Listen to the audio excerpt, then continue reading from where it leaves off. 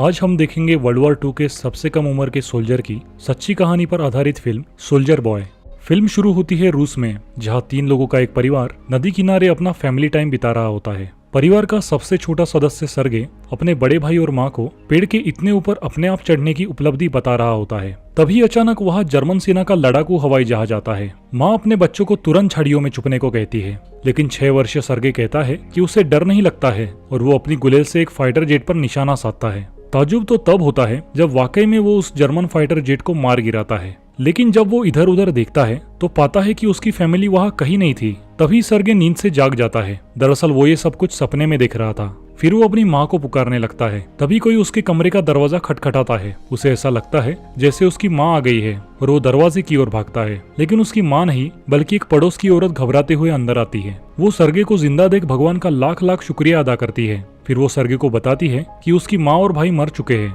वो छोटा सा बच्चा उसकी बात नहीं समझ पा रहा था और वो वही घर में रुककर अपनी माँ का इंतजार करना चाहता था।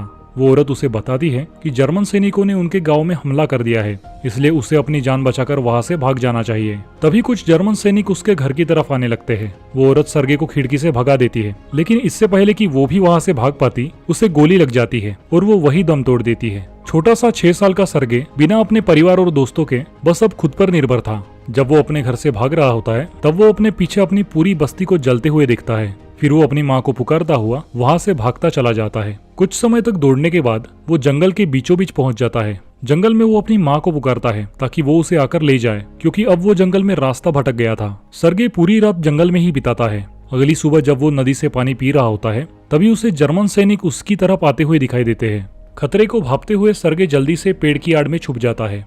तभी अचानक वहाँ एक बड़ा सा सांप आ जाता है, लेकिन वो जरा भी नहीं चिल्लाता है, ना ही वहां से भागता है, क्योंकि सांप से ज्यादा वो सैनिकों से डरा हुआ था।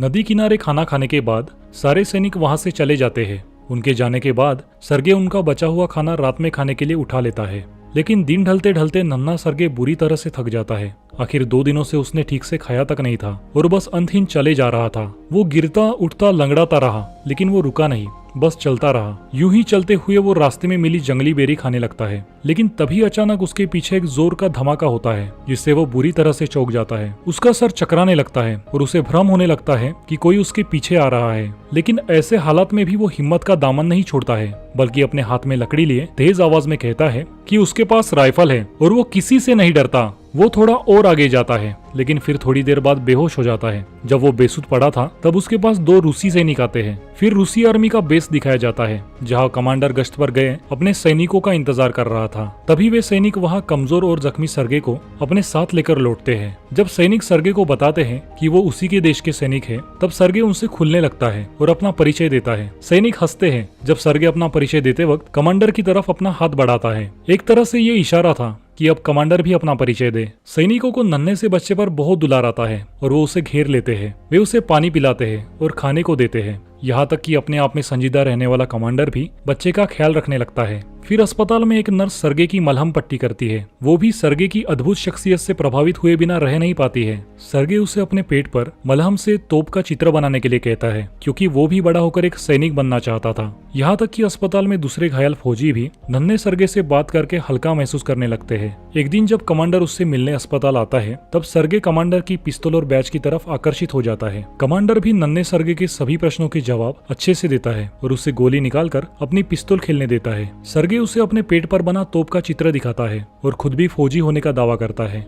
सर्गे बहुत जल्दी ठीक हो रहा था। नर्स कमांडर से कहती है कि वो सर्गे को अपने साथ कैंप में ही रखना चाहती है, लेकिन कमांडर सर्गे की सुरक्षा को ध्यान में रखते हुए मना कर देता है। उसने सर्गे को अनाथालय भेजने का निर्णय ले लिया था। सैनिक अपना सारा खाली वक्त सर्गे के साथ ही बिताते थे। पूरे दिन में उसके पास कई सैनिक आते थे। वे सर्गे के लिए उनके परिवार द्वारा दूर दूर से भेजे गए खाने की चीजें लाते थे। वे उसे दूरबीन से भी खेलने देते थे। एक दिन एक सैनिक कमांडर के पास जाकर विनती करता है कि सर्गे को उनके साथ ही रहने दे। सारे सैनिक सर्गे के साथ काफी घुल मिल गए थे। वे सब उसे अपना मानने लगे थे। उनके बीच सर्गे की उपस्थिति से उनके दिल से लड़ाई का बोझ कम हो गया था। लेकिन कमांडर सर्गे की सलामती के लिए उसे अनाथालय भेजने के लिए अडिग रहता है। अगले दिन जर्मन सेना हमला कर देती है, जिसमें कई सैनिक घायल हो जाते हैं। सर्गे को अनाथालय ले जाने के लिए गाड़ी आती है। कमांडर सर्गे को जाने के लिए बुलाता है और उसे उपहार में सम्मान स्वरूप एक लकड़ी की पिस्तौल देता है। इसके जवाब में नन्हा सर्गे उसे गले लगते हुए कहता है कि वो कमांडर की सुरक्षा के लिए डरा हुआ है। कमांडर का हृदय परिवर्तन हो जाता है और वो उसे अनाथालय भेजने का अपना फैसला बदल देता है। वो सर्गे को उसका बेटा बनाकर सैनिकों के साथ ही रहने के लिए कहता है। उस रात सैनिक नन्हे सर्गे के लिए छोटे सैनिक के कपड़ों का इंतजाम करते हैं। वे सब बहुत खुश थे। अगली सुबह कमांडर सर्गे को उठाता है और उसे उसकी आर्मी यूनिफॉर्म देता है। वो अपनी नई आर्मी यूनिफॉर्म पहनकर खुशी के मारे इधर उधर दौड़ता है। वो वाकई असली फौजी लग रहा था। बाकी सब उसे नन्हा फौजी कहकर बुलाने लगे। जब वो खुशी से यूं खेल रहा था, तभी जर्मन सेना ने उनके बटालियन पर हवाई हमला कर दिया। सैनिक फौरन ही सर्गे को एक सुरक्षित स्थान पर छुपाकर जवाबी कार्रवाई करने के लिए लड़ाई पर निकल जाते हैं। जख्मी और घायल सैनिकों की संख्या तेजी से बढ़ने लग जाती है। सर्गे किसी भी तरह अपने सैनिकों की मदद करना चाहता था, इसलिए वो प्यासे सैनिकों को पानी लाकर देने लगा। फिर एक सैनिक उसे उसके घर से आई चिट्ठी पढ़ने बोलता है, क्योंकि उसकी आंख पर पट्टी बंधी थी। नन्हा सर्गे उस घायल फौजी की मदद करना चाहता था, लेकिन उसे पढ़ना नहीं आता था। वो चिट्ठी लेता है और अपने मन से ही मनगढ़ंत बातें बना कर बोलने लगता है। वो बताता है कि घर में उस फौजी की गाय ठीक है। जब वो फौजी कहता है कि उसके घर में तो गाय है ही नहीं, तब दूसरे फौजी कहते हैं कि वो कहानी के साथ बस बहते जाए, और फिर सब हंसते हैं। नन्हा सर्गे बाकी सबके खत भी इसी अंदाज में पढ़ता है और उनका मनोरंजन करता है। अगले दृश्य में नर्स और कमांडर को बात करते दिखाया जाता है। दोनों एक दूसरे की तरफ आकर्षित होते नजर आते हैं, लेकिन कोई भी अपनी भावनाओं का इजहार नहीं करता है। फिर सर्गे हमले में बर्बाद हुआ एक चौकी देखता है।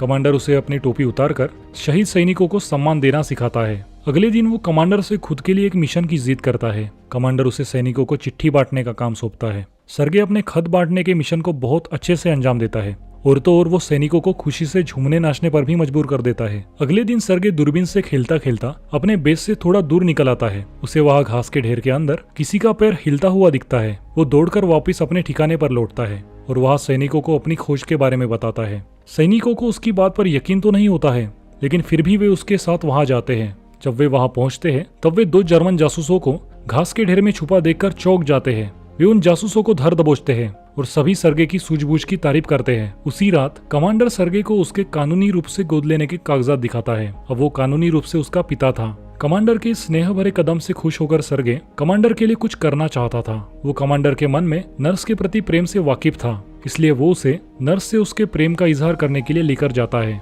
लेकिन वहां पहुंचने पर नर्स को किसी और आदमी संग बात करते देख उन्हें ये गलतफहमी हो जाती है कि वो उस दूसरे आदमी से प्यार करती है। जर्मन सेना फिर से बेस पर हमला कर देती है। इस बार सर्गे अपनी पूरी ताकत से फ्रंट पर गोला बारूद की आपूर्ति कर अपने सैनिकों की मदद करता है, लेकिन खतरे को देखते हुए सैनिक उसे वहां से लौट जाने को बोलते हैं। सर्गे जब चौकी पर लौटकर आता है तो देखता है कि वहाँ कमांडर और बाकी सैनिक बहुत घबराए हुए हैं, क्योंकि कर्नल से उनके फोन का संपर्क टूट चुका था। एक सैनिक को टूटा तार जोड़ने भेजा गया था। सर्गे उस सैनिक के पास जाता है और पाता है कि वो सैनिक तो बुरी तरह से जख्मी है। वो मरते हुए सैनिक से पूछता है कि टूटे तार को कैसे जोड़ते हैं, और फिर खुद ही तार जोड़कर संपर्क कायम कर देता है। संपर्क कायम होते ही और सैनिकों की जरूरत का संदेश पहुंच जाता है, और इस तरह से एक 6 साल का बच्चा सबकी जान बचा लेता है। आगे दिखाया जाता है कि कमांडर और नर्स नदी किनारे बात कर रहे हैं। कमांडर आखिरकार अपने दिल की बात नर्स से कहता है और उसे सर्गे की मां बनने को कहता है। नर्स खुशी से फूली नहीं समा रही थी कि तभी एक सैनिक एक खत लाकर कमांडर को देता है। वो दरअसल उनकी बटालियन के ट्रांसफर ऑर्डर थे। अगले दिन सभी सैनिक सर्गे को लेकर एक नए बेस की ओर कूच कर जाते हैं, लेकिन रास्ते में उन्हें लैंडमाइंस मिलते हैं जो उनकी कई गाड़ियों को धमाके में उड़ा देते हैं। कमांडर को चोट लगती है, जबकि उनकी टुकड़ी का अधिकारी सर्गे जिसके बहुत करीब था वो धमाके में मारा जाता है। सर्गे कमांडर के गले लग खूब रोता है। वो लोग घायल सैनिकों को लेकर नए बेस की अपनी यात्रा जारी रखते हैं। आखिर में जब वे नए बेस पहुंचते हैं तब वो कमांडर के अधिकारी यानी कि जनरल से मिलते हैं। वो भी नन्हे सर्गे की महत्वाकांक्षा से प्रभावित होता है और कमांडर को इतने स्मार्ट बच्चे को अपनी टीम में रखने के लिए बधाई देता है। अगले दिन उनकी टुकड़ी को गार्ड बैनर से सम्मानित किया जाता है। सर्गे को भी गार्ड बैनर से सम्मानित किया जाता है। जनरल से अपना तमगा लेते वक्त वो सदैव अपने देश की रक्षा करने का वादा करता है। फिर एक रात उनके बेस पर बहुत बुरा हमला होता है और कमांडर पत्थरों के नीचे दब जाता है। सर्गे अपने कमांडर पिता की हालत देखकर रोने लगता है और उसे बचाने की कोशिश करता है। वो दूसरे सैनिकों से मदद की गुहार करता है, जो आखिरकार कमांडर को बाहर निकालते हैं। अगले दिन सर्गे घायल कमांडर से मिलने जाता है। वहाँ कमांडर देखता है कि उसे बचाने के प्रयास में नन्हे सर्गे के हाथ में काफी चोटें आई है। अब सर्गे टीम का एक अभिन्न अंग बन चुका था। उसकी कोई और फैमिली नहीं थी और वो उन्हीं के साथ जाया करता करता था जहाँ भी वे लोग लड़ाई में जाते थे। फिर रेजिमेंट किसी और नए बेस की तरफ जाने लगती है और ये फिल्म यही खत्म हो जाती है। मूवी के अंत में यह बताया जाता है कि सर्गे ने स्टालिनग्राड की लड़ाई में भी हिस्सा लिया था और वो सैनिकों के साथ पोलैंड भी गया था। वो दुनिया के सबसे छोटे सैनिक के रूप में प्रसिद्ध हुआ और उसकी शौर्य गाथा पूरी दुनिया में मशहूर हुई।